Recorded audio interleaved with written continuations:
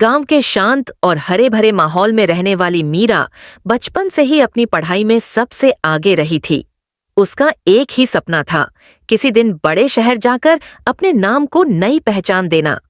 गांव के लोग उस पर नाज करते थे और स्कूल के शिक्षक भी उसे मिसाल बताया करते थे। पर मीरा को क्या पता था कि एक दिन उसके साथ होने वाला अन्याय उसकी जिंदगी बदल देगा। मुख्य कहानी परीक्षा के नतीजे वाले दिन पूरी कक्षा बेसब्री से इंतजार कर रही थी। तभी अचानक टीचर मीरा की मेज से एक मुचड़ा हुआ चीट पेपर उठाती है और सबके सामने गुस्से में कहती है, मीरा, तुमने चीटिंग की है। कक्षा में सन्नाटा छा जाता है। बच्चे फुसफुसाने लगते हैं, ये भी चीटिंग करेगी? इतनी सीधी बनती थी। मीरा की आंखों में आंसू भर आते हैं।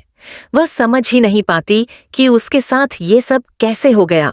स्कूल से घर तक का रास्ता उसके लिए बोझ जैसा लगने लगता है। रास्ते में कुछ औरतें ताना मारती हुई कहती हैं, इतना घमंड आया होगा पढ़ाई में, तभी चीटिंग की होगी। मीरा चुपचाप घर पहुंचकर अपने कमरे में बंद हो जाती है और फूट फूट कर रो देती है। आरव की मदद मीरा का बचपन का दोस्त आरव उसे रोते हुए देख लेता है। वह कहता है, मीरा, मैं जानता हूं तुमने चीटिंग नहीं की, मैं तुम पर यकीन करता हूं। मीरा टूटे हुए स्वर में कहती है, लेकिन सबको लगता है कि मैंने किया है। आरव उसके हाथ पर हाथ रखकर बोलता है, मैं सच ढूंढ कर लाऊंगा, चाहे कुछ भी करना पड़े। सच की तलाश अगले दिन आरव पूरे स्कूल में सुराग ढूंढता है। सबसे पहले सीसीटीवी चेक करता है, पर वो काम नहीं कर रहा था। फिर वह मीरा की डेस्क के पास खोजबीन करता है। वहीं उसे एक पुराना मुचड़ा हुआ चीट नोट मिलता है। नोट को खोलकर वह देखता है, हैंडराइटिंग मीरा की नहीं है। आरव पूरे रिकॉर्ड रूम में जाकर सभी छात्रों की हैंडराइटिंग से तुलना करता है। लंबी मेहनत के बाद एक हैंडराइटिंग हूबहू मिलती है, राघव की। राघव हमेशा मीरा से जलता था। अब सब साफ था। सच सामने लाना अगले दिन आरव राघव को कॉरिडोर में रोककर कहता है, सच बोल दो राघव। राघव घबरा जाता है। तभी आरव अपनी जेब से वही चीट नोट निकालता है। राघव का चेहरा पीला पड़ जाता है। वह बिना कुछ कहे भाग जाता है। आरव समझ जाता है कि अब सच सबके सामने लाना होगा। सच्चाई की जीत अगली सुबह स्कूल असेंबली में टीचर फिर मीरा की गलती पर बात कर रही होती है। तभी आरव भीड़ से आगे बढ़कर कहता है, मीरा ने चीटिंग नहीं की, मेरे पास सबूत है। पूरा स्कूल उसकी ओर देखने लगता है। आरव नोट दिखाता है और राघव की नोटबुक से मिलती जुलती हैंडराइटिंग सबके सामने रख देता है। बच्चे हैरान होकर बोल उठते हैं, ये तो बिल्कुल एक जैसी है।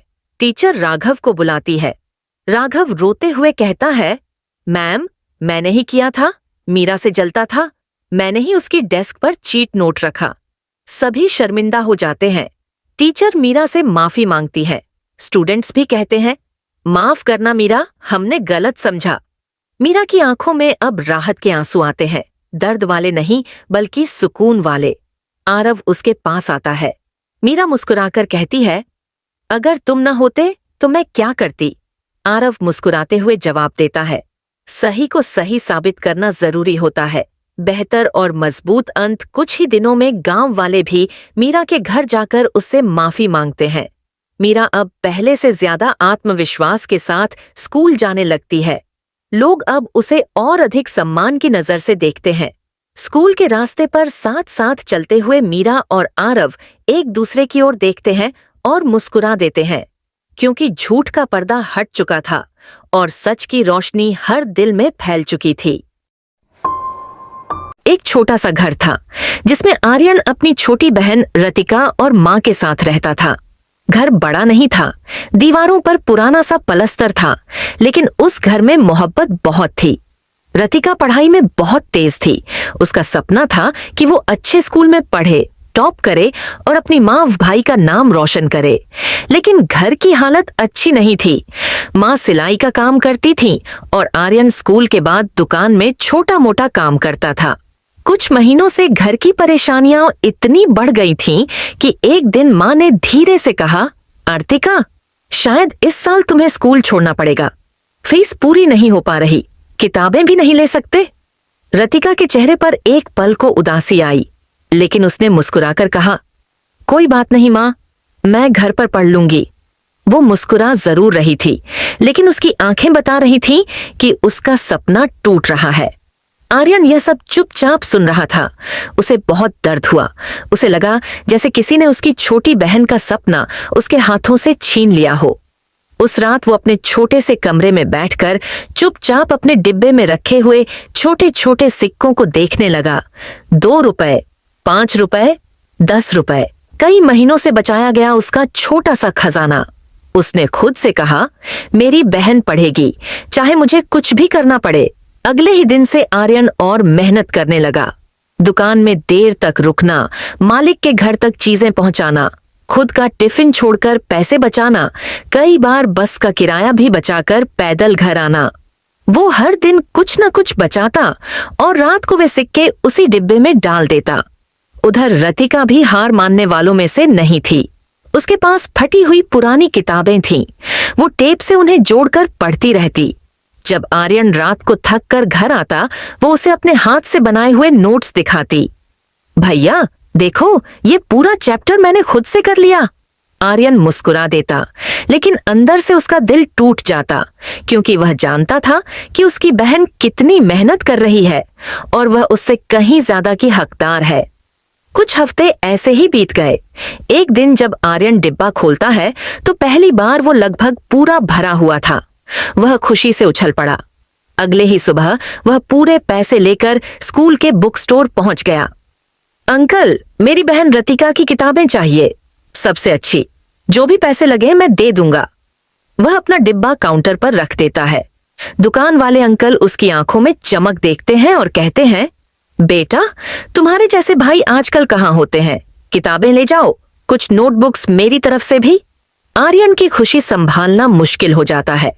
वह किताबों का पैकेट लेकर घर की तरफ भागता है। दरवाजा खोलते ही आवाज देता है, रतिका, जल्दी यहाँ आओ, आंखें बंद करो। रतिका आंखें बंद कर लेती है। आर्यन पैकेट उसके हाथ में रख देता है। जब वो आंखें खोलती है तो उसकी दुनिया जैसे थम जाती है। नई किताबें, नई नोटबुक्स, सब कुछ। वो एक पल को कुछ बोल ही नहीं पाती और अचानक आंसू उसके गालों पर बहने लगते हैं। भैया, ये सब कैसे, इतनी सारी नई किताबें? आर्यन उसकी आंसू भरी आंखें पोंछते हुए कहता है, तू बस पढ़, बाकी सब मैं कर लूंगा, मैं तेरे लिए सब करूंगा। दोनों गले लग जाते हैं।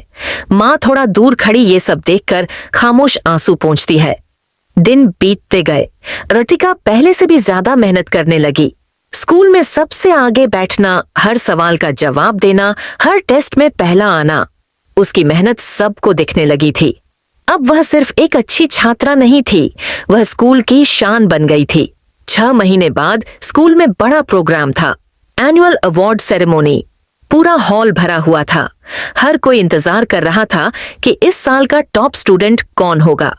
जब प्रिंसिपल माइक पर आए तो पूरा हॉल खामोश हो गया और फिर उन्होंने कहा, इस साल का टॉप स्टूडेंट अवार्ड जाता है रतिका शर्मा को। पूरे हॉल में तालियां गूंज उठती हैं। जब बोलने का मौका मिलता है तो वह सीधे माइक पर कहती है, आज मैं जो भी हूँ अपने भाई की वजह से हूँ। उन्होंने अपनी हर खुशी, हर जरूरत छोड़कर मेरे लिए ये सब किया है। ये अवार्ड मेरा नहीं, मेरे भाई का है। स्टेज के नीचे खड़ा आर्यन यह सुनते ही रो पड़ता है। वह छिपा भी नहीं पाता।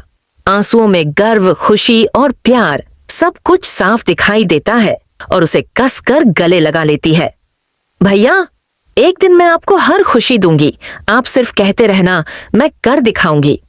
आर्यन मुस्कुराते हुए उससे कहता है, मुझे और कुछ नहीं चाहिए, बस तू ऐसे ही चमकती रहना। उस दिन छोटे से घर में सिर्फ एक लड़की नहीं जीती थी, बल्कि एक भाई का सपना भी पूरा हुआ था।